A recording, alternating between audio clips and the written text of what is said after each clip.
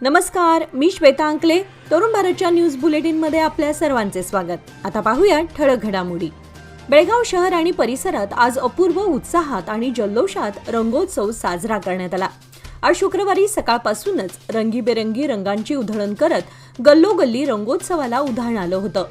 शहरातील गणपत गल्ली, मारुती गल्ली, खडे बाजार, कॉलेज रोड येथे मोठ्या प्रमाणात गर्दी दिसून आली. अनेक ठिकाणी धुलीवंदनाच्या पार्श्वभूमीवर विविध कार्यक्रमांचे आयोजन करण्यात आले होते. या कार्यक्रमाचा लाभ घेत बेळगावकर रंगात अक्षरशः न्हाऊन गेले होते. तरुणाईने विविध ठिकाणी आयोजलेल्या डीजेवर देहभान विसरून थिरकत रंगोत्सवाचा मनमुराद आनंद लुटला. शहरासह उपनगरात काल सायंकाळी पारंपरिक पद्धतीने होळीचा सण उत्साहात साजरा करण्यात आल्यानंतर आज शुक्रवारी सकाळपासूनच धुळवड देखील जल्लोषात आणि शांततेने साजरी करण्यात आली. यंदाच्या रंगोत्सवामध्ये युवा पिढीचा सहभाग लक्षणीय दिसत होता. चव्हाट गल्ली, खडक गल्ली, पांगुळ गल्ली, कामत गल्ली, कडोलकर गल्ली आदी ठिकाणी डीजे लावून संगीताच्या तालावर सामूहिक धुळवड कार्यक्रमाचं आयोजन करण्यात आलं होतं. बेळगाव जिल्हाधिकारी मोहम्मद रोशन आणि जिल्हा पोलीस प्रमुख डॉक्टर भीमाशंकर गुळेद यांनी आपल्या कुटुंबासोबत होलिकोत्सव मोठ्या उत्साहात आणि जल्लोषात साजरा केला. आज धुलीवंदनाच्या दिवशी जिल्हाधिकारी आणि जिल्हा पोलीस प्रमुख यांच्या उपस्थितीने रंगोत्सवाला एक नवं उधाण प्राप्त झालं होतं. यावेळी त्यांनी नागरिकांना एकता आणि शांतीचा संदेश दिला. प्रशासनातर्फे अधिकाऱ्यांनी होलिकोत्सव सुरळीत आणि शांततेत पार पाडण्यासाठी दक्षता घेतली होती. कोणताही अनुचित प्रकार घडू नये याकरिता चोख पोलीस बंदोबस्त ठेवण्यात आला होता. या दरम्यान धुलीवंदनाचा समस्त बेळगाववासियांनी मनमुराद आनंद लुटला.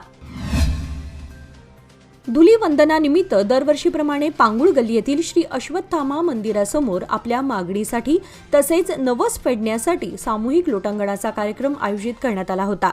आज शुक्रवारी दुपारी भर उन्हात या कार्यक्रमात बहुसंख्य स्त्री पुरुष भाविक उत्साहाने सहभागी झाले होते.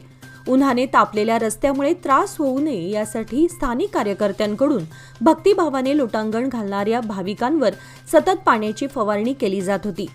एकंदरीतच शहर परिसरात आज सकाळी अपूर्व उत्साहात धुलीवंदनाचा सण साजरा करण्यात आला. बेळगावातील माहेश्वरी अंधशाळेत आज जायंट्स मेन्सच्या वतीने दृष्टिहीन मुलांच्या समवेत धुलीवंदन साजरी करण्यात आली. धुलीवंदनाच्या दिवशी सर्वत्र रंगांचा उत्सव साजरा करण्यात मशगूल असतात. मात्र ज्यांनी हे सुंदर जग आपल्या डोळ्यांनी पाहिलं देखील नाही अशा विद्यार्थ्यांसमवेत सालाबादप्रमाणे यंदाही जायंट्स मेन या सामाजिक संस्थेद्वारे माहेश्वरी अंधशाळेत रंगोत्सव साजरा करण्यात आला. निसर्गाने दिलेल्या दृष्टिहीनतेच्या शापापुढे या चिमुकल्या मुलांनी मात करून हे सिद्ध केलं आहे की आपल्या आयुष्यातही सकारात्मकतेने पुन्हा रंग भरता येतात. या दरम्यान मुलांना मिठाईचे वाटप करण्यात आले. यावेळी जायंट्स मेनचे अध्यक्ष यल्लापा पाटील, फेडरेशन संचालक संजय पाटील, उपाध्यक्ष लक्ष्मणराव शिंदे, अरुण काळे, मधु बेळगावकर, मदन बामणे, डॉक्टर विनोदराव गायकवाड यांच्यासह संस्थेचे इतर सदस्य मोठ्या संख्येने उपस्थित होते. आज धुळवड उत्सवाच्या पार्श्वभूमीवर बेळगावमधील कपिलेश्वर देवस्थानामध्ये श्री कपिलनाथाला विशेष पूजा आणि आकर्षक आरास करून रंगोत्सव उत्साहात साजरा करण्यात आला. रंगांची उधळण करत मंदिराला विशेष सजावट करण्यात आली होती. अनेक भक्तांनी भगवान शंकराची पूजा करून भगवंतावर रंगाची उधळण केली. श्री कपिलनाथ मंदिराच्या परिसराला करण्यात आलेल्या सजावटीने वातावरण मंत्रमुग्ध बनलं होतं. जायंट्स ग्रुप ऑफ बेळगाव परिवारातर्फे दरवर्षीप्रमाणे मंडोळी रोड, शांतीनगर, टिळकवाडी येथील अर्श विद्या मंदिर अनाथ आश्रमामध्ये सर्व मुलांना खाऊ आणि रंगपंचमीला लागणारे साहित्य देऊन मुलांसोबत होळी आणि रंगपंचमी साजरी करण्यात आली. यावेळी जायंट्सचे उपाध्यक्ष तानाजी शिंदे, फेडरेशन सेक्रेटरी प्रवीण त्रिवेदी, सदस्य एम गंगाधर, दीपक हवळ, अभिषेक वायंगडे आदी सदस्य उपस्थित होते. यंदा फेब्रुवारी महिन्यापासूनच जिल्ह्यातील तापमानामध्ये प्रचंड वाढ झाली असून उन्हाच्या झळा असहनीय झाल्या आहेत. पारा तब्बल 37 अंशाच्या वर पोहोचला असून नागरिक दुपारच्या वेळी घराबाहेर पडण्याचे टाळत आहेत. शीतपेय आणि फळांच्या मागणीमध्ये वाढ झाली असून उन्हापासून बचाव करण्यासाठी नागरिक छत्रीचा उपयोग करत आहेत. यामुळे काही सेवाभावी संस्थांनी शहरात विविध ठिकाणी पाणपोईची व्यवस्था केली आहे. त्यामुळे रस्त्यावरून जाताना नागरिकांना काहीसा दिलासा मिळतोय. राजहंस गल्ली अनुगोळ बेळगाव येथील श्रीराम युवक मंडळ तसेच श्रीराम सेना हिंदुस्थान अनुगोळ विभाग यांच्या वतीने होळी पौर्णिमेच्या निमित्ताने संपूर्ण गल्लीत आकर्षक सजावट व विद्युत रोषणाई करण्यात आली होती। विविध ठिकाणी आकर्षक कमानी उभारून छत्रपती श्री शिवाजी महाराज तसेच स्वराज्यातील मावळ्यांचे फोटो लावण्यात आले होते। आकर्षक झुंबर, रंगीबेरंगी आकर्षक विद्युत रोषणाईचे दिवे यांनी सौंदर्यात भर घातली होती। गेल्या काही वर्षांपासून या भागात नाविन्यपूर्ण धार्मिक आणि पारंपरिक पद्धतीने होळी साजरी केली जात आहे। प्रतिवर्षी नवनव्या संकल्पना सादर केल्या जातात। यंदा रजनीकांत लाटूकर आणि त्यांची पत्नी तसेच संतोष नगारे आणि त्यांची पत्नी या नवविवाहित जोडप्यास यंदाच्या होळी पूजनाचा मान देण्यात आला होता। या दरम्यान गल्लीतील महिला, बालगोपाळ, पंचमंडळी, युवक मंडळाचे कार्यकर्ते मोठ्या संख्येने उपस्थित होते। सह्याद्रीच्या डोंगर आणि घाटमाथ्यावरील भागामध्ये कोकणी भाषा आणि कोकणी संस्कृतीचा प्रभाव आहे। कणकुंभी भागातील परंपरा, चालीरीती सर्व काही कोकणी पद्धतीनेच उत्सव साजरे केले जातात।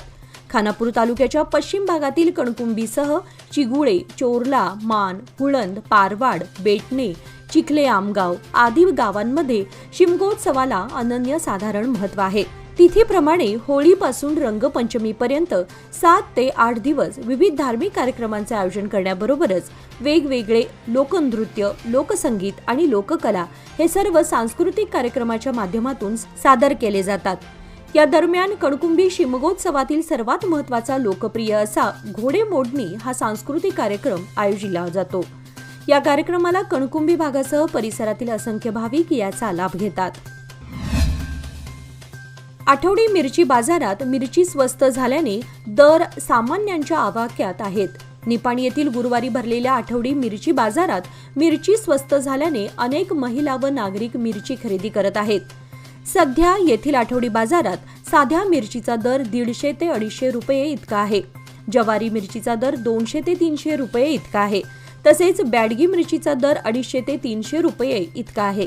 गतवर्षीच्या तुलनेत यंदा मिरचीचा दर सामान्यांच्या आवाक्यात असल्याने मिरची खरेदीसाठी महिला वर्ग गर्दी करत आहेत। निपाणी बाजारामध्ये संकेश्वर, शिवपूर, यरनाळ, खडकलाट, बुगटे, अल्लूर, कापशी, शेंडूर, गोंदीकोप्पी भागातून मिरची विक्रेते येत आहेत। गेल्या 1.5 वर्षांपासून राज्यात काँग्रेस सरकारने दिलेल्या आश्वासनाप्रमाणे प्रति व्यक्ती दरमहा 10 किलो तांदूळ देण्याचे स्वप्न हवेत विरले होते। तांदूळ उपलब्ध न झाल्याने राज्य सरकारकडून तांदळाच्या किमतीची रक्कम लाभार्थींच्या खात्यावर जमा करण्यात येत होती। पण आता केंद्र सरकारने तांदळाचा पुरवठा केल्याने यंदाच्या मार्चपासून NFSA व अन्नभाग्य योजनेअंतर्गत प्रामुख्याने अंत्योदय शिधापत्रक 1 ते 3 व्यक्ती कुटुंबाला 35 किलो तर 10 सदस्यीय कुटुंबाला 165 किलो तांदळाचा पुरवठा करण्यात येणार आहे। राज्य सरकारच्या आदेशानुसार राज्यातील सर्व ग्रामपंचायतींनी मालमत्ता धारकांना हस्तलिखित उतारे न देता तातडीने ई उतारा नमुना 9, 11A व 11B या संगणकीकृत ई उतार्यांचे वितरण करण्याचा आदेश जिल्हा पंचायतीचे कार्यकारी अधिकारी राहुल शिंदे यांनी गुरुवारी बजावला आहे। जिल्ह्यातील सर्व तालुका पंचायत कार्यकारी अधिकारी, ग्रामपंचायतींचे विकास अधिकारी, कार्यदर्शी व द्वितीय दर्जा सहाय्यकांना या आदेशाच्या पद्धती पाठवण्यात आल्या आहेत। राज्यातील सर्व ग्रामपंचायतीतील मालमत्ता संबंधित नमुना 9 व 11 वितरित करण्याबाबत या नमुन्यांचे विस्तारीकरण करून कर्नाटक पंचायत राज नियमांमध्ये सुधारणा करण्यात आली आहे। हे उतारे वितरणाचे नमुने ऑनलाईनच्या माध्यमातून ई-स्वत्तू तंत्रांशामध्ये विकसित करण्यात आले आहेत। कारदगा, भोज, बारवाड, मांगूर, कुन्नूर, भोजवाडी सह परिसराला दूधगंगा व वेदगंगा या नद्यांचे वरदान लाभले आहे। या नद्यांना काळमवाडी धरणाचाच आधार आहे, त्यामुळे या नद्या बारमाही दुथडी भरून वाहतात। परिणामी परिसर सुजलाम सुफलाम बनला आहे। सध्या उन्हाळ्याला सुरुवात झाली असून या कडाक्याच्या उन्हामध्ये पाण्याची नितांत गरज भासते। सध्या धरणातून या नद्यांना पाणी सोडण्यात आल्यानं या नद्यांना मुबलक पाणी आलं आहे, पण पाणी बचत करण्याकडे नागरिक लक्ष देत नसल्याचं विदारक चित्र समोर दिसत आहे। येत्या काळामध्ये उन्हाची तीव्रता वाढत जाणार यात शंकाच नाही। याचा विचार करून पाणी बचत करणं ही प्रत्येकाची जबाबदारी असणार आहे। हुक्केरी तालुक्यातील निडसोशी फाट्यानजीक चालवण्यात येणारे दारू दुकान बंद करावे या मागणीसाठी गत आठवड्यापासून महिलांनी तीव्र आंदोलन छेडलं होतं। तसेच तहसीलदारांना निवेदन देण्यात आलं होतं। त्या पार्श्वभूमीवर तहसीलदारांनी संबंधित अधिकारी व आंदोलक महिलांची बैठक घेतली। त्यावेळी दारू दुकान बंद करता येणार नाही असा खुलासा करून सदर विषयावर पडदा टाकला आहे। यावेळी अधिकारी म्हणाले की दारू दुकाने सुरू करण्यापूर्वी रीतसर सरकारकडून परवाना मिळवला जातो। याशिवाय हा व्यवसाय सुरू करण्यासाठी मोठ्या प्रमाणात निधी खर्च केला जातो। योग्य व अधिकृतपणे दारूची विक्री केली जात असल्याने ती दुकाने बेकायदेशीर नाहीत। कायद्याच्या धोरणावर ही दुकाने चालवण्यात येत आहेत, त्यामुळे ही दुकाने बंद करता येत नाही असा निर्णय या बैठकीत घेण्यात आला। याचबरोबर आजचे बातमीपत्र इथे संपले। अधिक माहिती आणि ताज्या घडामोडींसाठी पाहत रहा तरुण भारत न्यूज चॅनल। तसेच आमच्या चॅनलला लाईक, शेअर आणि सबस्क्राईब करायला विसरू नका। आणि विश्वासार्ह बातम्यांसाठी दररोज वाचा दैनिक तरुण भारत। धन्यवाद।